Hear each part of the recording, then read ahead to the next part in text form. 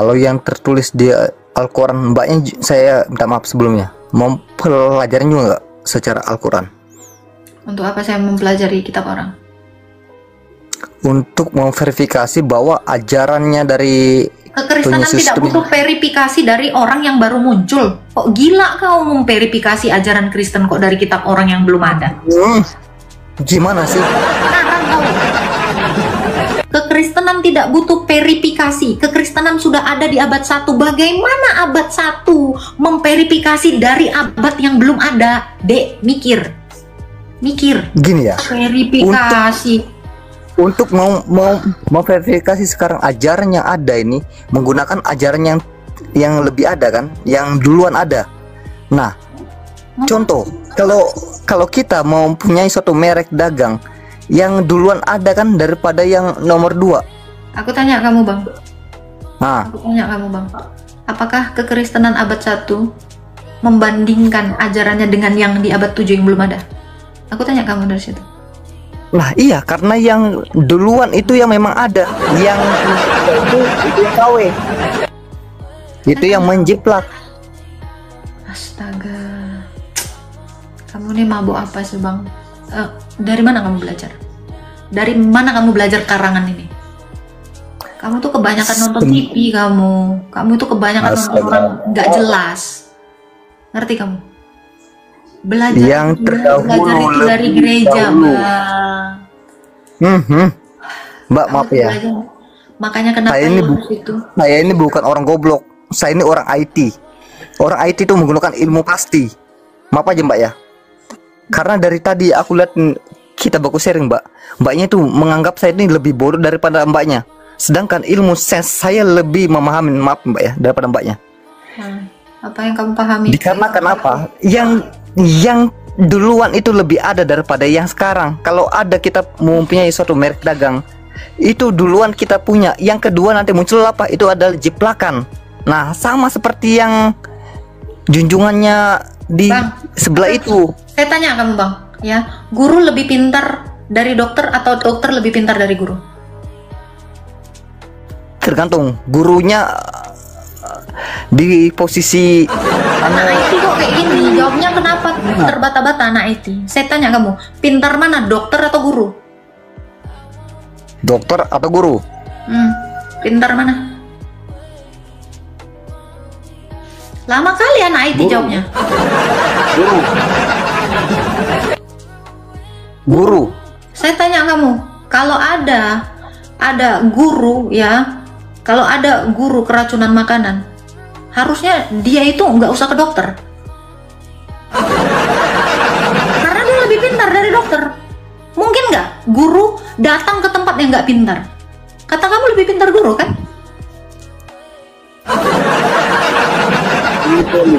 Gimana kamu itu? Jadi kalau ada guru sakit, harusnya dia nggak boleh ke dokter. Kenapa? Karena dia lebih pintar. Logikanya kan gitu anak IT. Oke? Bukan seperti itu. Oke. Gimana jadinya? Jadi yang mana yang betul? Mana yang pintar? Guru apa dokter? Dalam kita berpikir itu bukan hanya secara subjek ataupun objek yang kita hitung. Itu banyak jalur yang kita harus menjadi suatu referensi, Mbak. Saya tanya kamu, Bang, ya. Apakah ahli matematika dia paham tentang ilmu kedokteran? Tidak, belum tentu. Maksud saya adalah gini, kamu anak IT, kamu nggak lebih pintar dari orang yang mengerti agama. Karena IT dengan agama itu dua hal yang berbeda. Saya mau kasih kamu contoh ke situ, Bang. Guru pintar, dokter juga pintar. Saya kasih tahu kamu, Bang. Kamu jago IT, tapi kamu tidak mengerti firman Tuhan. Saya mau kasih tahu itu. Karena Tuhan Yesus itu nggak pernah masukkan murid-muridnya itu ke universitas. Yesus itu mendirikan gereja, bukan mendirikan universitas. Jadi kau makan IT itu. Dari mbaknya sendiri ya, tidak menjawab secara definisi secara luas. Itu sudah tertulis juga di Alkitab kan, saya katakan. Akan ada nabi-nabi palsu dengan ciri-ciri ini. Itu sudah ditulis di Alkitab. Apa ciri-cirinya, aku tanya? Apa ciri-ciri? Maaf, saya bukakan dulu data saya karena banyak yang saya Bentar ya, oke. Ciri-cirinya semua ada. Itu semuanya tertulis di Alkitab. Ya, tuh sebutkan. Bentar ya. Ciri-ciri nabi palsu yang tertulis di Alkitab.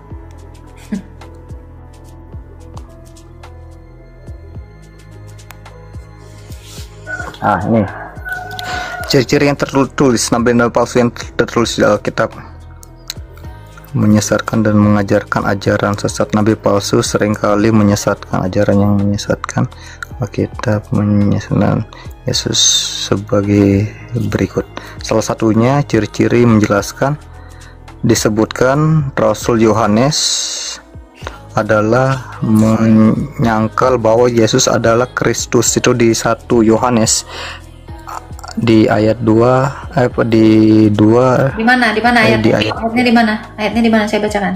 1 Yohanes 2 di pasal kedua di ayat ke-22. 1 Yohanes 2 ayat yang ke-22. 1 Yohanes 2 ayat 22. Oke. Dikatakan seperti ini, Bang. Ya. Siapakah pendusta itu? Bukankah dia yang menyangkal bahwa Yesus adalah Kristus? Dia itu adalah antikris, yaitu dia yang menyangkal baik bapa maupun anak Mikana.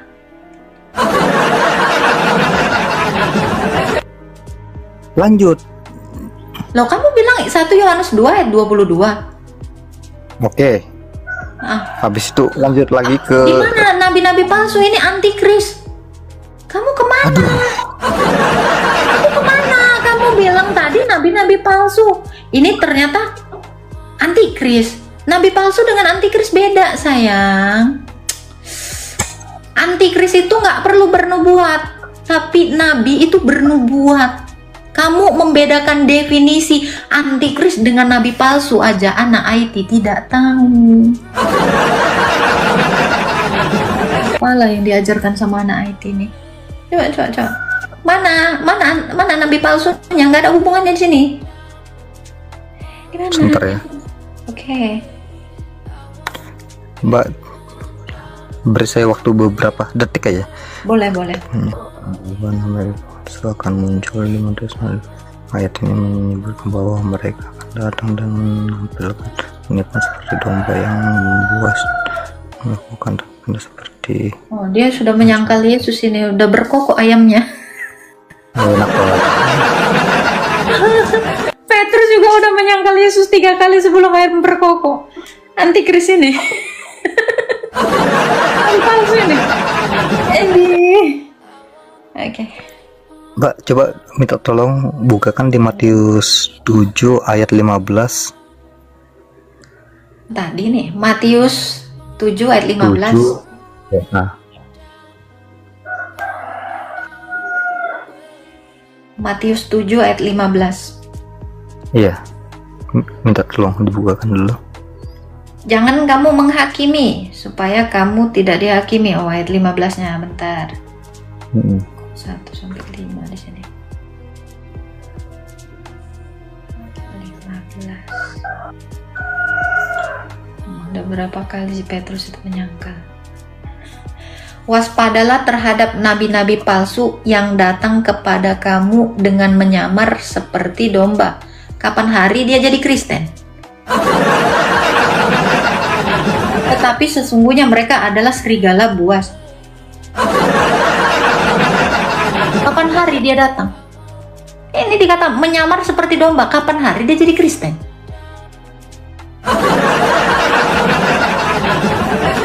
Gimana, Bang? Ini kamu waspadalah terhadap nabi-nabi palsu yang datang kepadamu dengan menyamar seperti domba.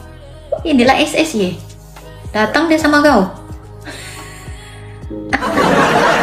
Ini SSY. Udah ini. SSY itu datang kan ngetok-ngetok rumah tek. Nah, saksi Yehova. Itulah dia. Apa lagi? Yang mana lagi? Nah, ngaku-ngaku dia percaya Yesus. Tapi dia ngajarkan Yesus ciptaan. Yang mana, Bang? Tuh, dulu Mbak. Nanti kita ada waktunya, saya kumpulkan dulu data-data karena ya nanti kita sharing. Oke, Mbak ya. Siap. Ada lagi, Bang? Dikarenakan saya juga keturunan dari seberang.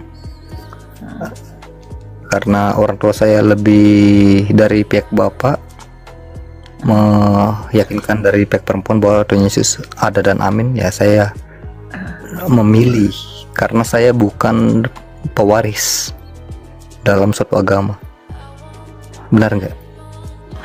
Semua orang mewarisi itu atas kehendaknya. Kalau saya hanya pewaris secara agama, saya memilih mana agama yang benar, bukan agama warisan. Benar nggak? Semua orang mewarisi itu. Ada karena keselamatan itu di tangan masing-masing. Oh, keselamatan itu di tangan Yesus, Bang. Salah. Mana ada keselamatan di tangan masing-masing? Sejak kapan kita masing-masing bisa selamat sendiri? Nggak ada. Itu salah. Lebih blunder lagi dari blunder itu. Pilihan keselamatan itu di tangan masing-masing. Contoh, kalau saya memilih ajaran sebelah, baru saya mau untuk membunuh orang. Maksudnya apa? Kamu itu apa sih? Apa? Kamu kan mau menjelaskan dirimu kan? Apa? Maksudnya kenapa? Memangnya kamu udah tahu apa tentang Yesus? Pertanyaan saya itu. Saya mengetahui tentang Yesus. Saya pernah diselamatkan sama Tuhan Yesus. Oke, saya tanya kamu. Yesus ngajarin kamu membenci orang yang nggak kamu kenal nggak? Bukannya membenci, tetapi dari yang saya pelajarin, ajaran yang sesungguhnya itu siapa? Ya Tuhan Yesus. Kalau kamu sudah tahu ajaran yang benar, kenapa kamu jadi orang nggak benar? Di mana? Mengumpat orang lain yang tidak kamu kenal, apakah itu ajaran yang benar? Kamu itu barusan mengumpat loh. Mengumpat orang yang nggak ngapa-ngapain kamu. Apakah Yesus mengajarkan kamu untuk mengatakan itu? Loh, iya toh? Adakah Tuhan Yesus mengajarkan itu? Yesus itu bahkan nyuruh kau itu berdoa bagi musuhmu. Itu ajaran Yesus, artinya kamu tidak mengenal Yesus. Agamamu pun warisan ternyata. Nah, gimana kita mau mengetahui ajaran yang benar kalau kita tidak mengetahui itu ajaran benarkah tidak? Kamu aja tidak tahu ajaran Yesus apa. Saya tanya kamu, apa ajaran Yesus? Ya, ajaran Yesus kan paling utama kan mengasihi. Bukan. Ajaran Yesus itu kamu itu jadi murid. Ngarang kau. Ajaran yang pertama itu untuk kita semua itu adalah dimuridkan. Kamu baca itu Matius 28 ayat 19. Udah salah kenceng lagi. Yesus tuh ngajarkan kita itu dimuridkan dulu, baru dibaptis, baru melakukannya. Kamu melakukan belum diajar. Kamu itu diajar dulu, baru melakukan. Kamu bagaimana bisa mengasihi kalau kamu tidak tahu cara mengasihi? Makanya perlu yang namanya pemuridan. Kenapa Yesus itu datang sebagai manusia dan menjadi guru? Ngajar. Tugas guru ngajar. Ini salah kaprah kamu. Makanya kamu tidak bisa melakukan apapun karena kamu tidak pernah dimuridkan. Makanya dimuridkan dulu. Itu kan pada dasarnya itu kan tertulis di 10 hukum Taurat itu. Gimana sih mbaknya nih? Loh, ajaran yang utama dari Tuhan Yesus itu kok. Pergi dan jadikanlah semua bangsa muridku. Sekarang saya tanya kamu, bagaimana kamu tahu 10 hukum Taurat kalau kamu tidak belajar dulu jadi murid? Gimana kamu mau melakukan Taurat kalau kamu tidak diajar dulu? Kamu ngerti nggak, anak IT? Kamu gimana jadi IT kalau kamu tidak ini? Bagaimana kamu mensolder sesuatu gitu? Kalau kamu itu nggak diajar dulu, murid dulu sayang. Semua itu berproses. Kita pun orang Kristen itu dimuridkan dulu. Nggak mungkin kamu itu mengasihi kalau kamu tidak diajarkan mengasihi. Seperti itu. Nggak, untuk channel yang mbak ini sebenarnya apa sih? Apologet kah atau apa? Saya ngajar kamu. Itu channel saya, ngajarin kamu oten-oten blunder. Kamu nggak tahu ajaranmu tapi sibuk ngurusin ajaran orang. Inilah oten blunder. Justru saya memahamin ajaran juga di sebelah yang tertulis di Alkitab itu. Kamu aja nggak ngerti ayat Alkitab kok ngajarin sebelah, kamu kejauhan. Jangan ngurusin tetanggamu, istrimu urus. Maksudnya adalah kamu urus dulu imanmu itu sudah benar tidak? Perhatikan dulu dirimu. Ya kali kamu ngajarin yang lain. Bukan mengajari, ini untuk diri saya sendiri, untuk memilih dulu mana jalan yang benar, mana ada enggak. Tuhan Yesus nyuruh kau itu belajar agama orang? Saya tanya kamu, ada nggak? Ya memang tidak ada. Ya sudah, Memang- jangan dilakukan hal yang sia-sia. Loh, tetapi saya dalam kita kehidupan ini banyak ratusan agama. Salah satu yang di Indonesia ini adalah Nasrani dan Muslim. Nggak Dan ada, saya nggak ada memilih- Nasrani di Indonesia bang, nggak ada Nasrani di Indonesia, adanya Kristen. Ngarang Oke, kejauhan. sekarang saya tanya sama mbaknya. Apa? Yang arti dari namanya itu Kristen itu apa sih? Pengikut Kristus. Nah, pengikut Kristus itu adanya itu sebutan apa, definisi dari penyebutan Kristus ataupun Kristen itu apa? Kristus Di apa? zaman Kristen. siapa? Kristus dengan Kristen beda bang, dibedain. Kristianos dengan Kristus beda. Kristus Ya, itu itu adalah penyebutan- yang diurapi. Kristen itu Oke. pengikut orang yang diurapi, yaitu Yesus. Di zamannya siapa itu dikatakan? Inisial dikatakan namanya Kristen itu apa? Kristen itu adalah olok-olokan orang-orang Antioquia terhadap pengikut jalan Tuhan. Kisah Para Rasul 11 ayat 26. Di zaman siapa? Di Antioquia lah murid-murid Yesus itu pertama kali disebut oten. Oh. Apa? Ya benar. Lah apa? Terus apa? Hah? Apa lagi pertanyaanmu? Terus kenapa kau bilang Nasrani? Dia tanya sekarang. Kenapa Saya jadi ceritanya kamu Nasrani? Nasrani itu apa? Nasrani itu sekte dari Nazaret. Sekte bidat dari kekristenan itu. Bidat kekristenan Kenapa? itu. Dari Kenapa ada Nazaret. Kenapa ada penyebutan Nasrani? Hah? Kenapa ada penyebutan Nasrani? Itu sekte dari Nazaret. Itu dari kata Nazaret. Makanya ada Nasoroh, Nasrani. Artinya apa? Sekte dari Nazaret. Ditanya artinya itu. Ya itu artinya itu sekte-sekte pengikut-pengikut Nabi yang dari Nazaret. Ih, gimana sih?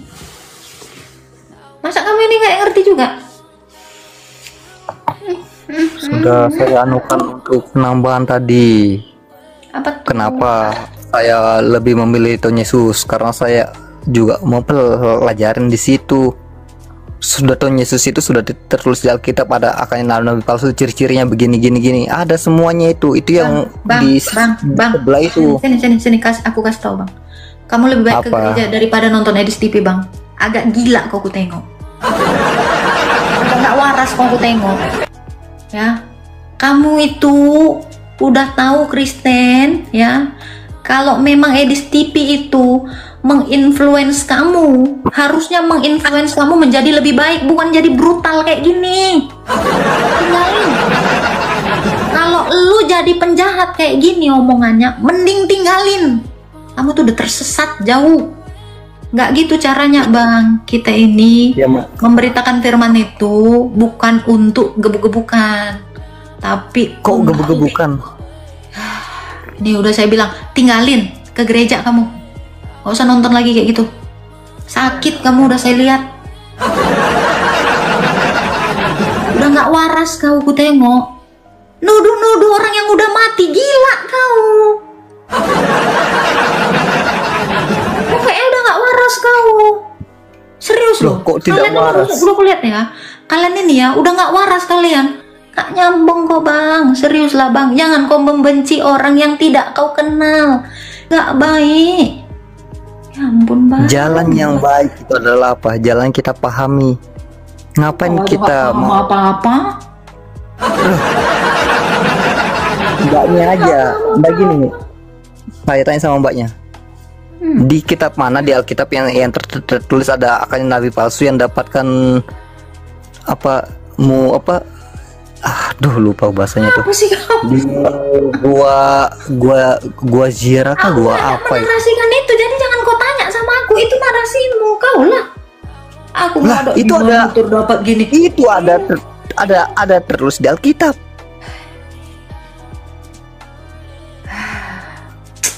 Inilah orang gila ini memang. Nggak waras terusan bang. Kau terjangkit rabies kau. Udah, hancurkan aja HP-mu itu. Jangan nonton lagi kau. Udah kena rabies kau, serius.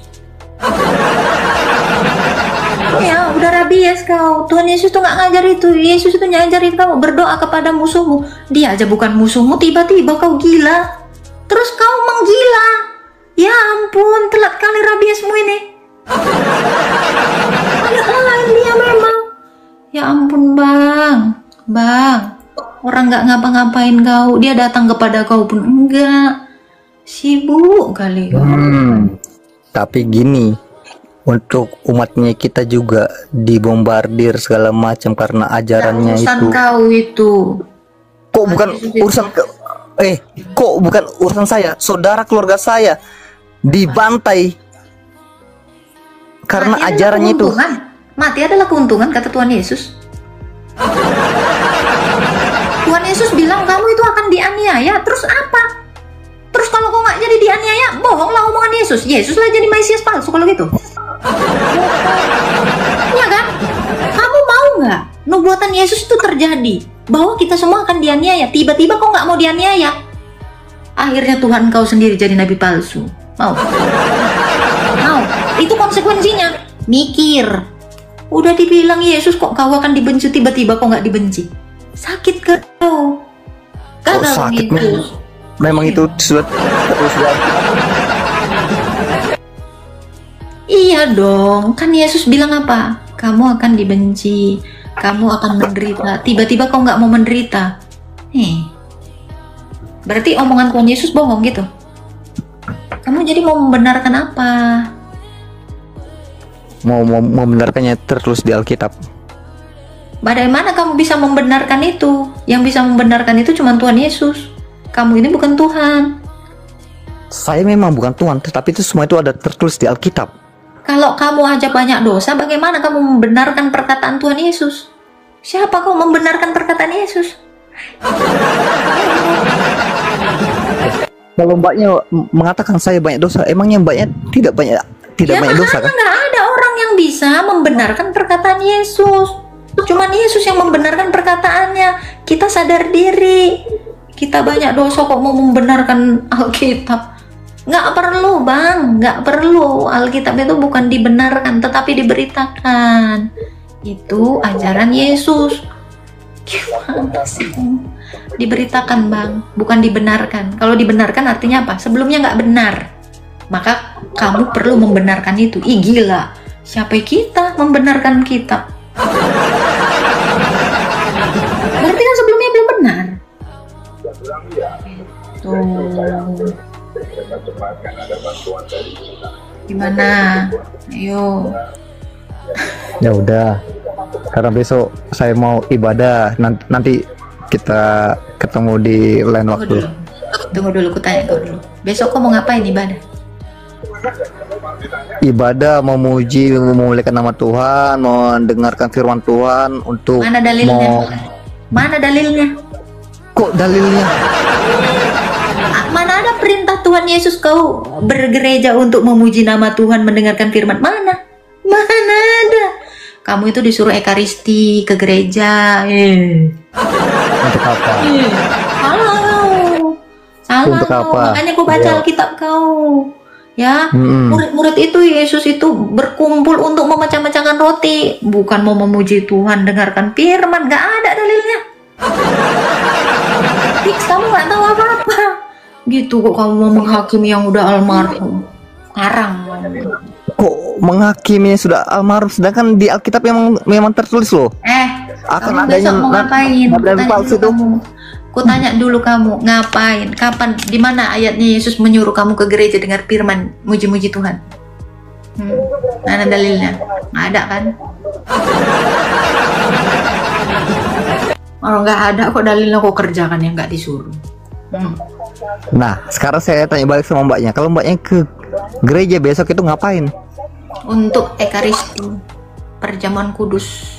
Itu perintah Ekaristi itu apa? Korintus 11 ayat 23. Nah. Yesus pada malam waktu dia mau diserahkan, dia mengambil roti dan memecah-mecahkannya. Inilah tubuhku yang diserahkan bagimu. Perbuatlah ini sebagai peringatan akan aku. Lalu dia mengambil cawan dan berkatakan, cawan ini adalah materai, tanda perjanjian baru. Perbuatlah ini setiap kali kamu minumnya untuk memberitakan kematian Tuhan sampai dia datang. Di dalam Kisah Para Rasul 2 ayat 42, murid-murid itu pada hari Minggu berkumpul untuk memecah-mecahkan roti. Gimana sih kau? Apa? Nggak tahu kau kan? Nggak kau ke gereja belajar kau? Jangan nonton di debat aja kau. Tugasmu sebagai Kristen nggak tahu kau sibuk kau debat. Tiap minggu roti, minum anggur. Tiap minggu seperti itu. Apakah di gereja mbak itu? Tiap minggu? Tiap hari. Nah, baru untuk mendengarkan firman Tuhan itu mana? Nggak ada dibilang. Kalau tidak ada dibilang, kenapa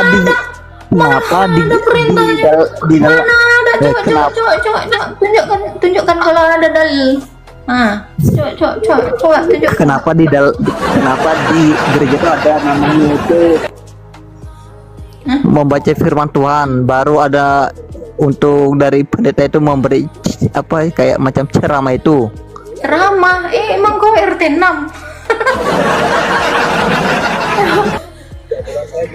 Itu disuruh liturgi bang, bukan ceramah.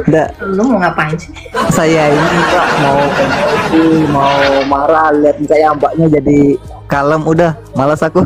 Udah, nanti kita ketemu di season selanjutnya berdasarkan sesuai data yang saya pegang semua ya. Kita nanti bedah semua itu. Siap. Oke. Terima bang. Terima kasih atas semua informasinya mbak ya. Ya. Sama-sama, besok kita Ya.